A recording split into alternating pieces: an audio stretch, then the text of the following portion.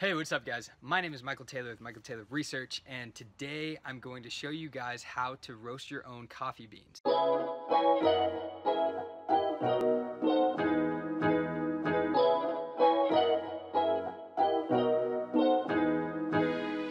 If you're unfamiliar, coffee is actually a seed. So it's like this red cherry that you take the seed out of, which is green, and then you roast it. So you can roast it over a fire or in your skillet or several different ways. You basically heat it up, it begins to crack, it turns black, and it gets oily. So after you roast your coffee, the effects of the coffee actually expire, and it only takes about a week. So all of the pre-packaged, pre-roasted coffee beans that you buy are likely expired, and they lose all the really cool health benefits like antioxidants and natural laxatives.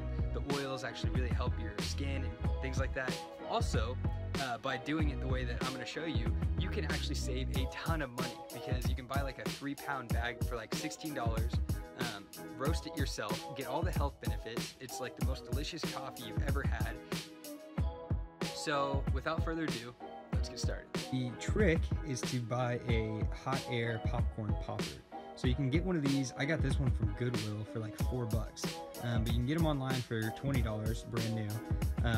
You need a box for the chaff, which is like the skin of the bean like coming off. This is the coffee that I use. Got it from Amazon. Like I said, $15. A coriander and just some storage containers, which I just use glass mason jars. So here is the bean. As you can tell, it is green and unroasted, and they're really hard. And yeah, so now I'm gonna take about 1.5 cups and put it into the hot air popper, and we will begin to roast them. So from the time that I plug it in and the coffee begins to roast, it should only take about 3 to 5 minutes. So here we go. If the beans begin to pop out like that, just add a little bit more coffee.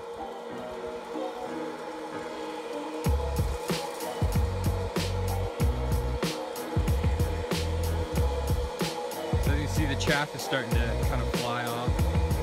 I'm gonna go grab a wooden spoon so I can start to stir it.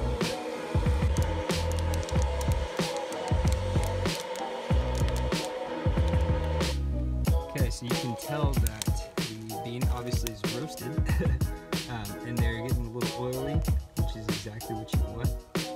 So I'm gonna go ahead and take this batch out.